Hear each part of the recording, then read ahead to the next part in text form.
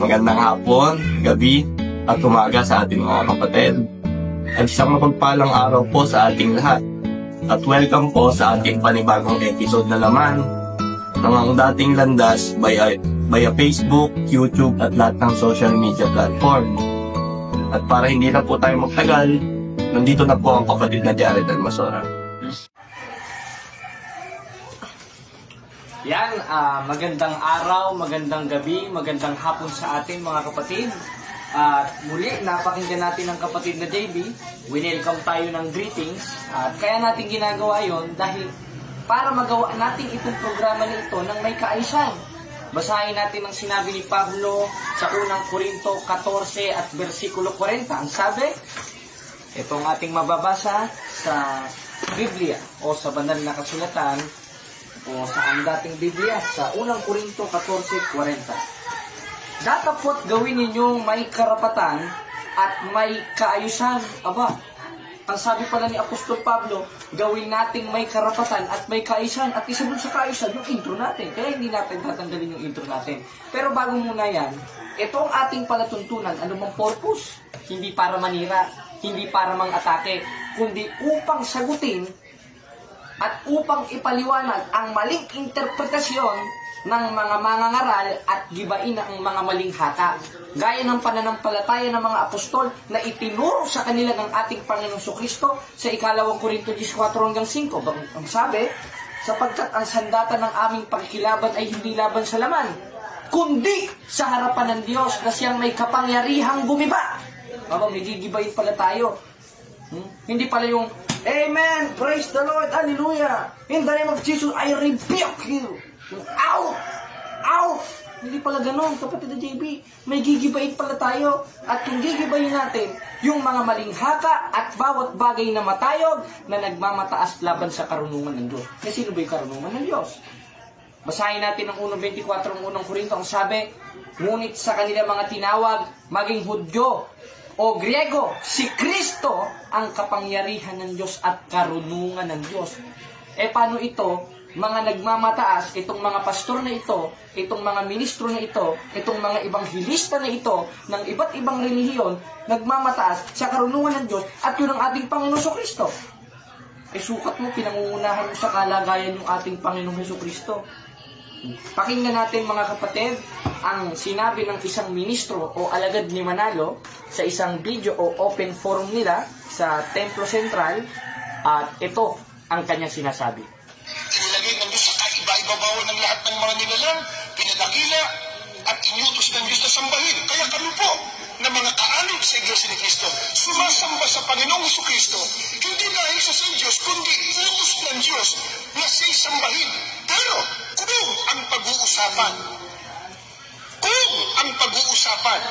yung likas na kalagayan niya, gaya ng tanong ni Leonardo Rocco ng Batasan Hills, mapatutunayan daw ba talagang si Kristo ay tao? Batay sa Biblia, opo, Juan 8:40. Ito po ay pangungusap mismo ng Panginoong Jesucristo.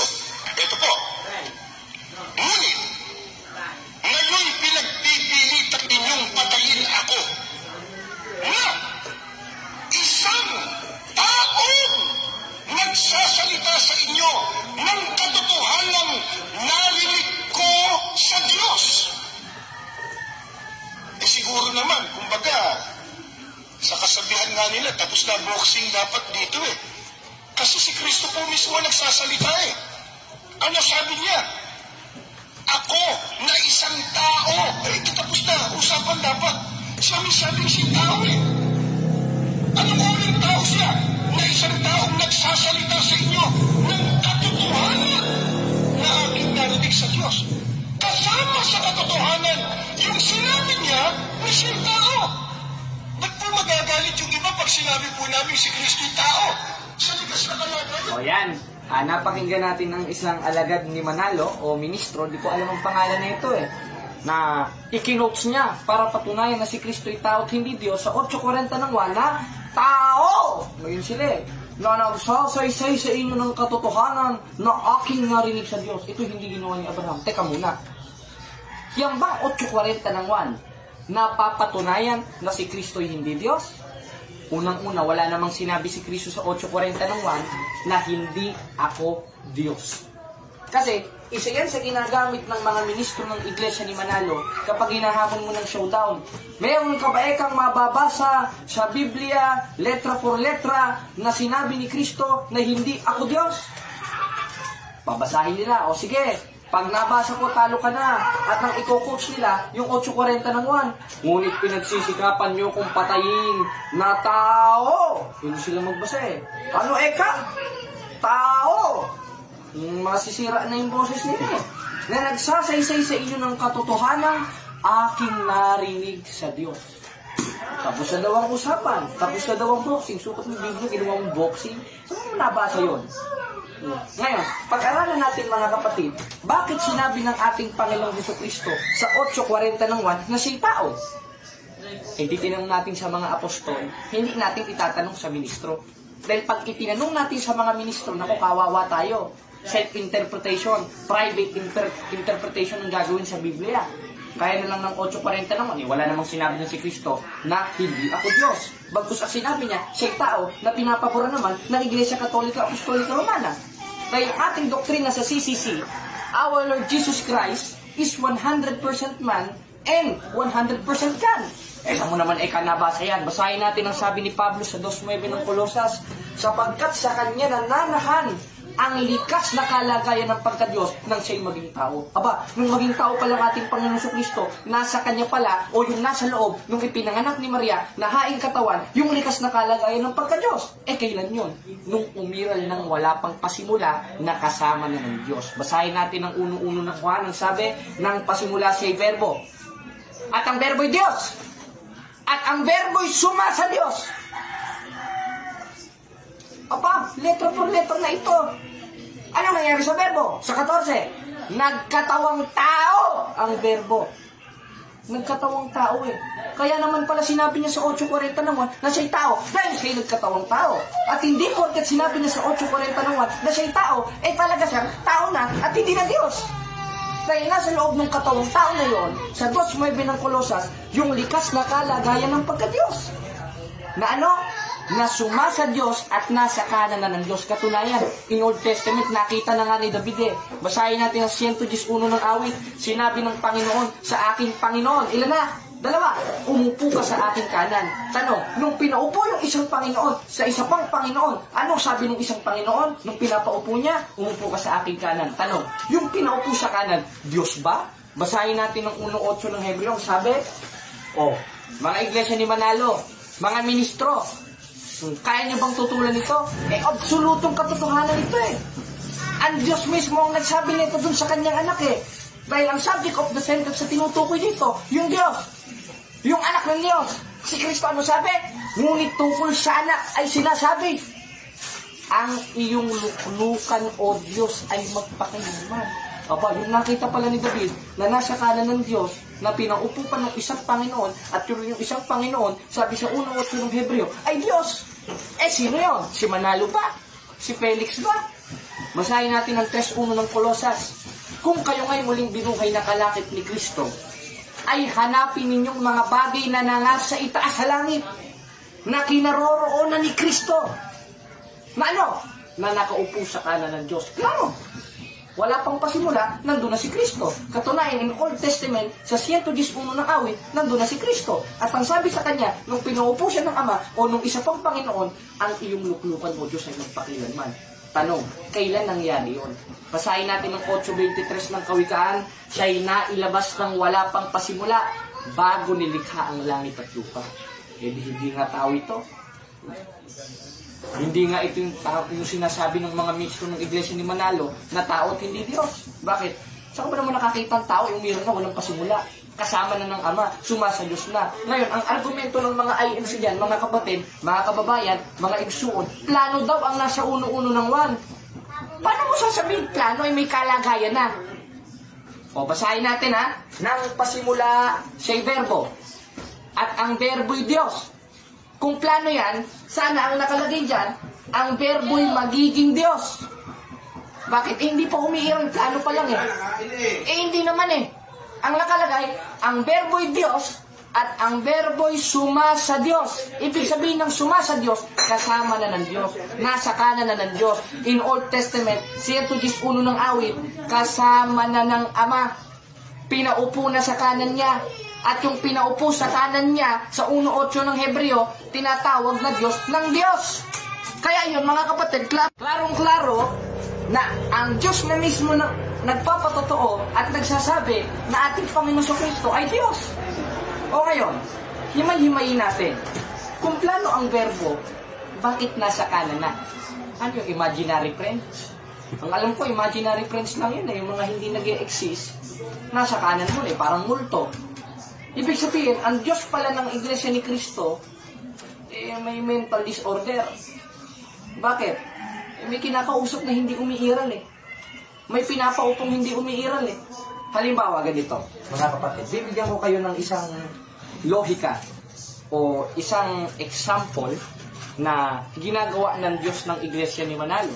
Ngayon, sa 1:8 ng Hebreo at sa 111 ng awit ang sinabi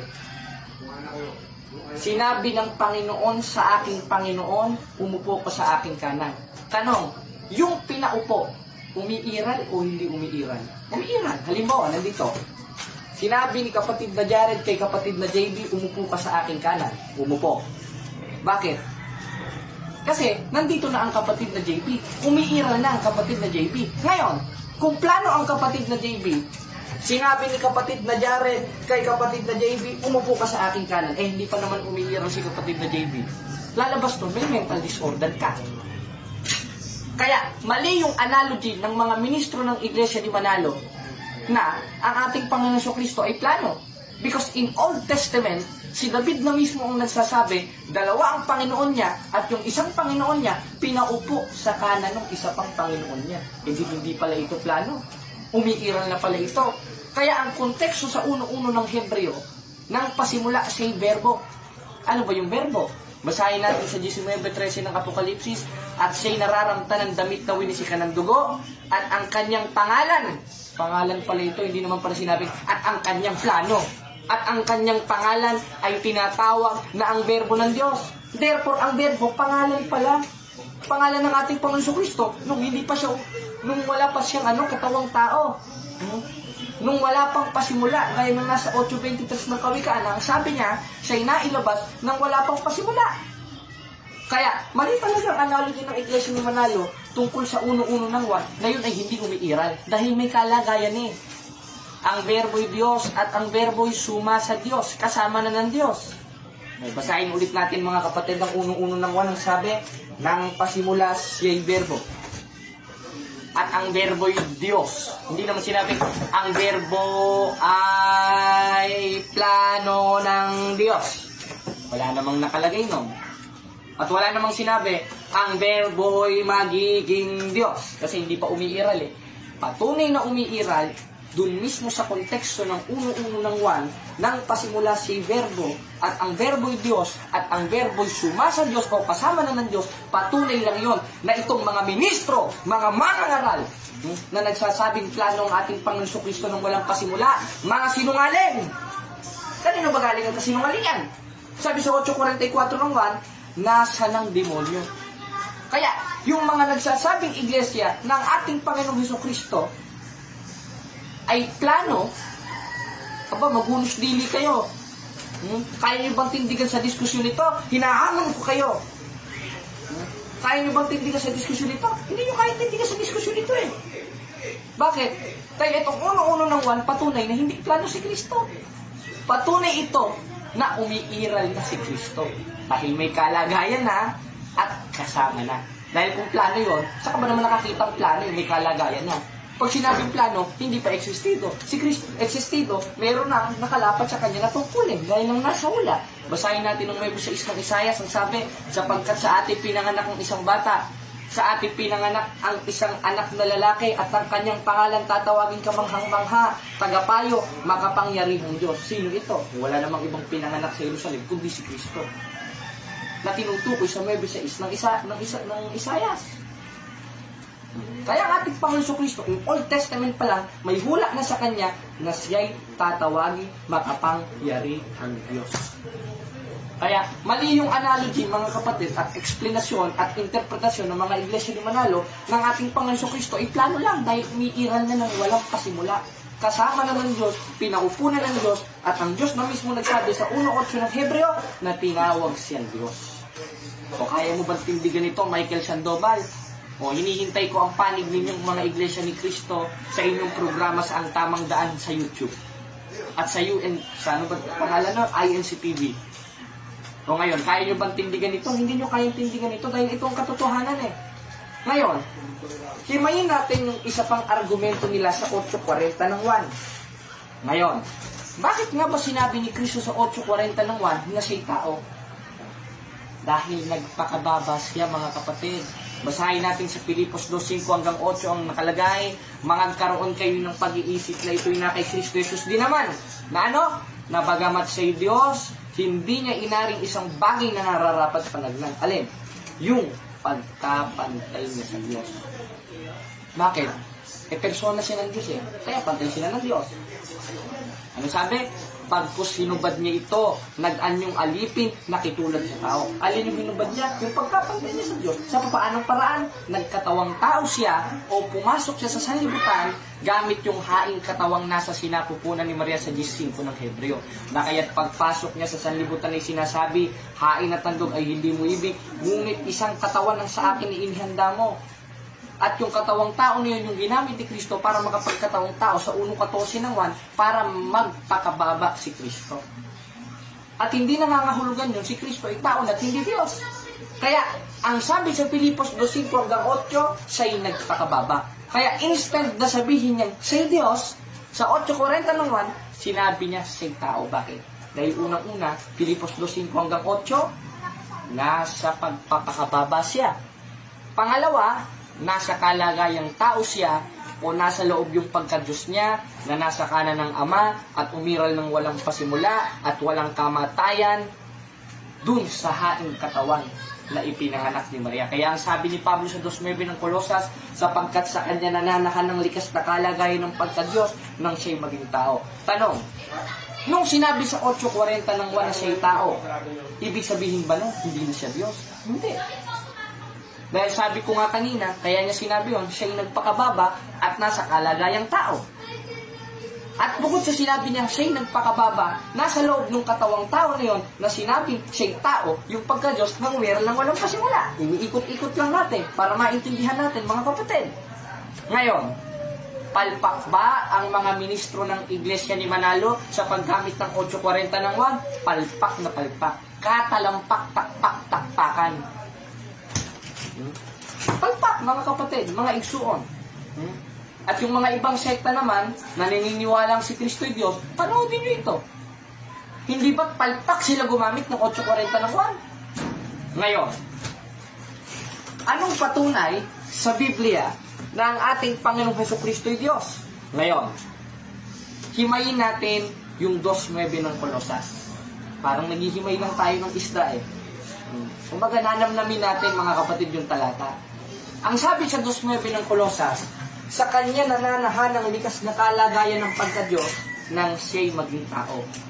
Ngayon, nung magkatawang tao si Kristo, sa loob ng kanyang human nature, nandun ang divine nature. Anong patunay? Chismis ba ito? Hindi. Basahin natin ang 20:28 ng 1. Sinabi ni Apostol Tomas, hindi ng ministro ni Manalo. Anong sabi? At sumagot si Tomas sa kanya'y sinabi, tanong mga INC, tanong mga ministro, kanino sinabi ni Apostol Tomas, yung Panginoon ko, Diyos ko? Kay Manalo o kay Kristo? Kay Kristo. At hindi nagulat si Apostol Tomas dyan dahil ang nakalagay dyan, yung context dyan, sa 20:23 ng 1, sumagot si Tomas. Hindi naman nagulat. Ginagawa niyong chismoso si Apostol Juan. Bakit? 1:3 ng unang 1. Ang sabi ni Juan, yung aming nakita at narinig ay siya namin ibinabalita sa inyo. At isa sa ibinalita ni Apostol Juan sa atin ay yung nakasulat sa 20:28 ng 1 na sinasabi, sumagot si Tomas, hindi nagulat. At sinabi, Panginoon ko Diyos ko. Anong sabi ng ating Panginoon Jesucristo? Hoy, mali ka, Tomas, tao ako. Anong sabi? Bagamat nakita mo ko, Tomas, sumampalataya ka. Anong pananampalataya meron si Apostol Tomas? Panginoon ko, Diyos ko. At ganoon rin ang pananampalataya ni Apostol Pablo. Eh di dalawa na pala kalaban ni Manalo. Si Tomas, si Juan, si Pablo. Ano bang sabi ni Pablo? Basahin natin ang 1:12 ng Galacia. Sapagkat di ko tinanggap ito sa tao, ni itinuro man sa akin, kundi aking tinanggap sa pamamagitan ng pahayag ng Jesucristo. Aba, yung karunungan palang itinuturo ni Pablo, hindi niya tinanggap sa tao, ni itinuro man sa kanya. Therefore, ang nagturo sa kanya, hindi tao. Sino? Kundi aking tinanggap sa pamamagitan ng pahayag ng Jesucristo. Patunay lang yun, ang ating Panginoon Jesucristo ay hindi tao kundi Diyos. Bakit? Hindi niya nga tinanggap sa tao yung karunungan niya.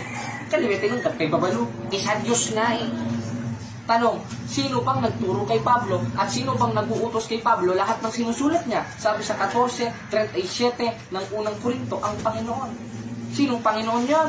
Ang Diyos at tagapagligtas. Basahin natin sa 2:13 ng Tito, nahintayin niya ang mapala ng pag-asa at pagpapakita ng kaluwalhatian ng ating dakilang Diyos at tagapagligtas na si Jesucristo.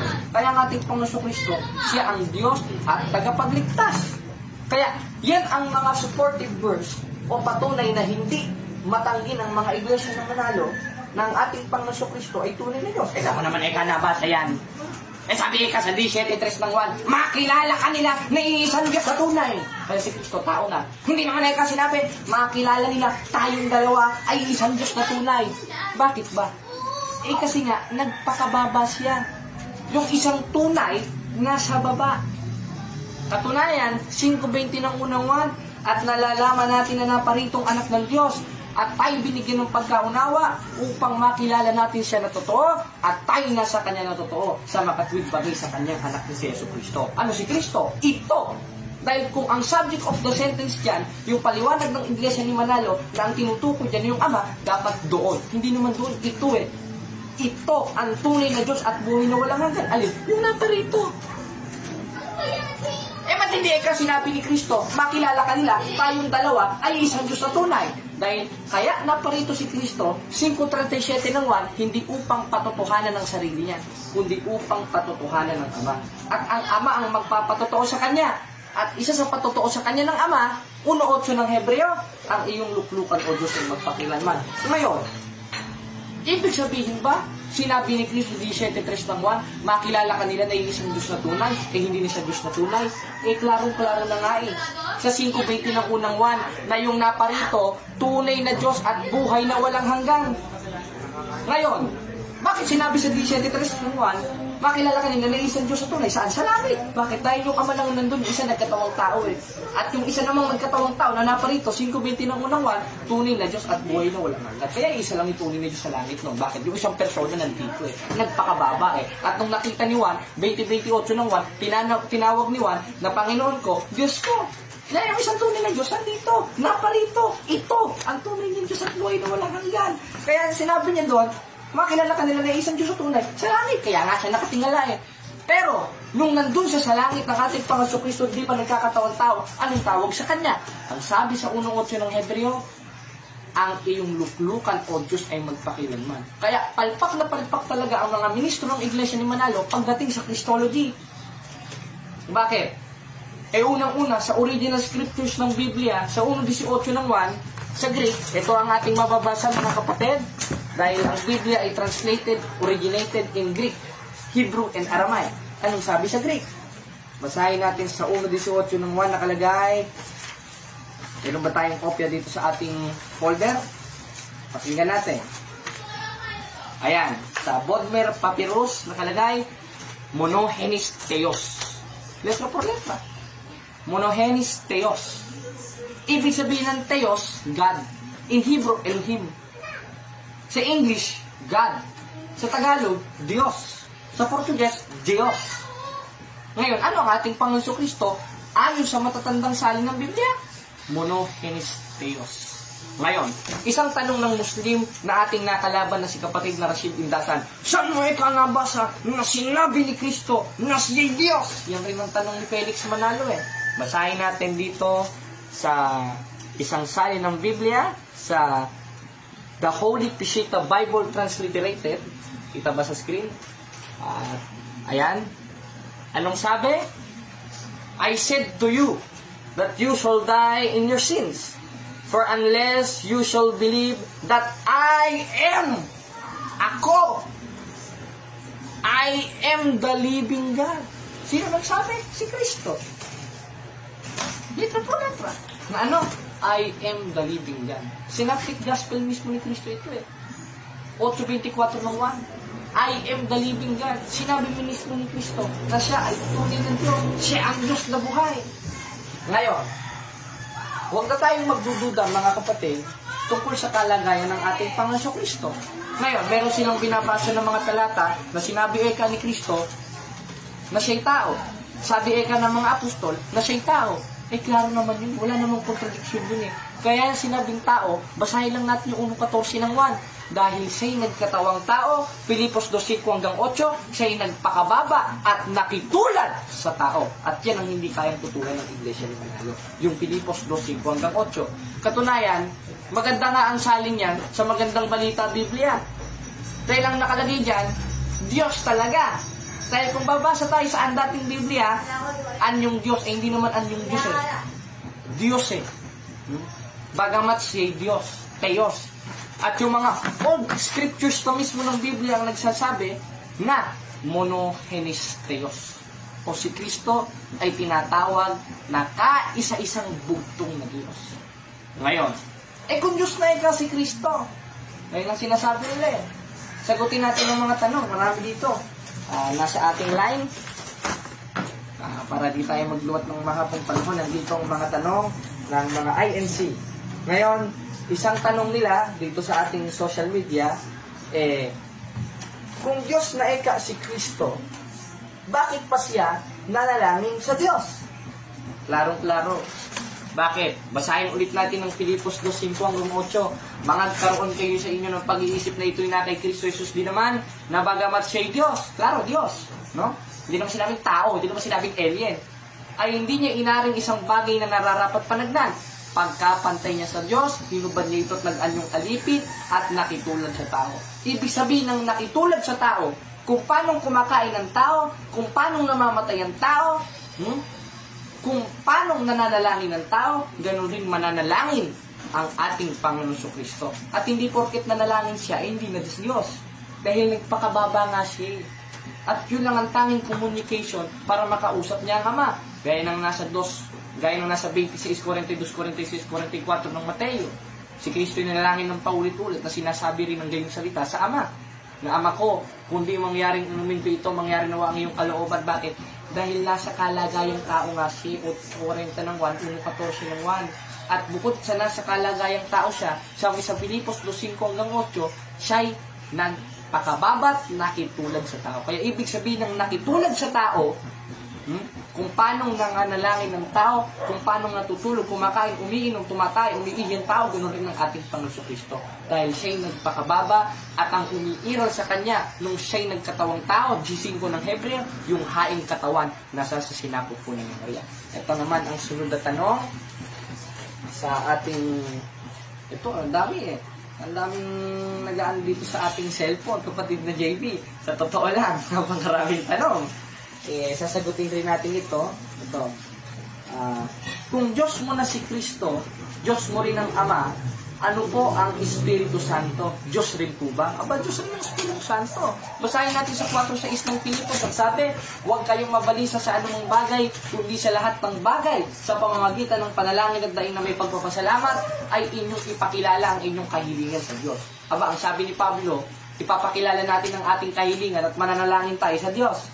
Kung mananalangin tayo sa Diyos, ang sabi ni Judas, sa 1:20 ng Judas, manalangin kayo sa Espiritu Santo. Anong Espiritu Santo? Diyos. Ngayon, ang tanong niya, kung Diyos mo na si Kristo, Diyos mo na rin ang Ama, Diyos mo na rin ang Espiritu Santo, ilan ang Diyos mo? Isa.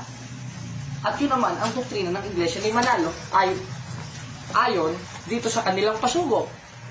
At yun rin ang doktrina ng ating simbahan. Na ano? We worship only one God according sa CCC. Isa lang naman talaga ang Diyos pati ka may Kristo pa. Bakit ka may Espiritu Santo pa? It's just the same. Just 30 ng 1. Anong sabi? Ako at ang Ama ay isa. At bukod sa ako at ang Ama ay isa, nakapaloob doon sa 1.26 ng Genesis in Hebrew, Elohim. Ibig sabihin ng Elohim in 430 of Hebrew interlineal, Gods, plural. Pero nakapaloob sa isang kalagayan at yun ang Santissima Trinidad o the Holy Trinity. Saan mo naman eka nabasa yan? Chismis naman eka yan. O basahin natin dito sa isang sali ng Biblia. Sa ito, mga kapatid. Ipapakita natin sa screen dito sa 17 of Revelation, Amplified Bible 2015. Anong sabi?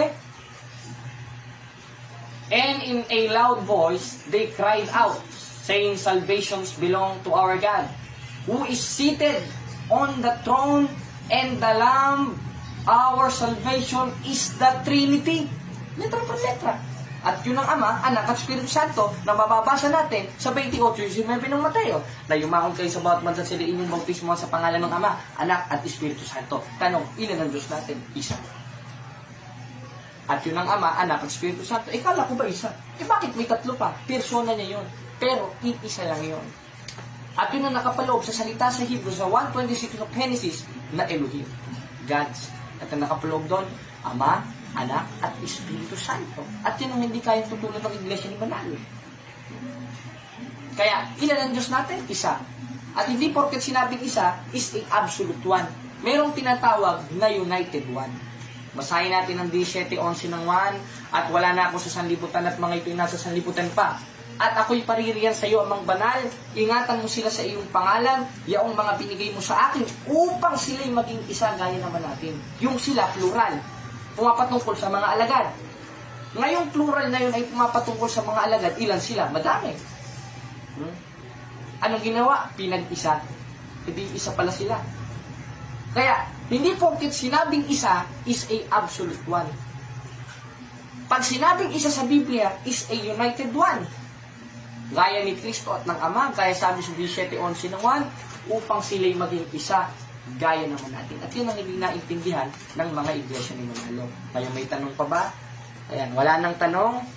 At muli mga kapatid, salamat sa Diyos. At nagkaroon tayo ng isang episode commentary sa mga panliligaw ng mga ministro ng Iglesia ni Manalo patungkol sa kalagayan ng ating Panginoong Jesucristo.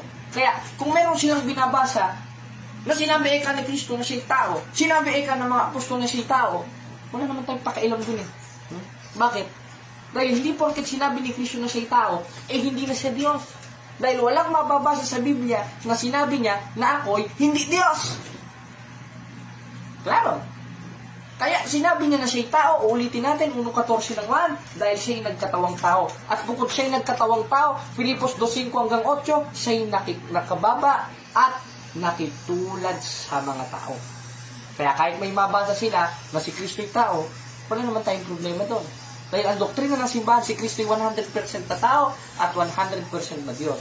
At ang sabi ni Apostol Pablo sa 2.9 ng Colosas, sa kanya nananahan ang likas na kalagayan ng pagka-Diyos nang siya'y maging tao. Katunayan nakita siya ni Juan at ni Tomas sa 20:28 ng 1, ang sabi, sumagot si Tomas, Panginoon ko, Diyos ko. Tanong, sumasampalataya ba ang Iglesia ni Manalo sa ating Panginoong Jesucristo? Hindi. Dahil ang tunay na pagsampalataya sa ating Panginoong Jesucristo, 2.13 ng Tito, ang sabi, nahintayin niya ang mapalad na pag-asa at pagpapakita ng kaluwalhatian ng ating dakilang Diyos at tagapagligtas na si Jesucristo. Therefore, ang tamang pagsampalataya sa ating Panginoon Jesucristo, Diyos at tagapagligtas. At dito natatapos ang ating programa, mga kapatid, na ang tamang landas. Salamat sa Diyos.